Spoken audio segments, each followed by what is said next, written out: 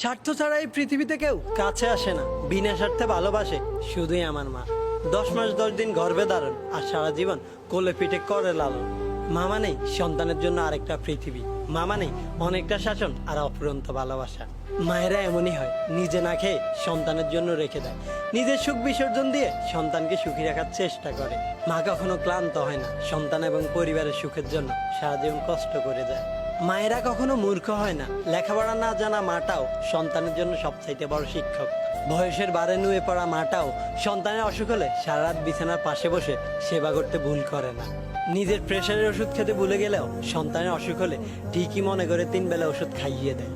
দেখতে কালো মেয়েটিও তার মায়ের কাছে দুনিয়ার সবচাইতে বেশি সুন্দরী, একেবারে কুৎসিত ছেলেটিও তার মায়ের কাছে রাজকুমার।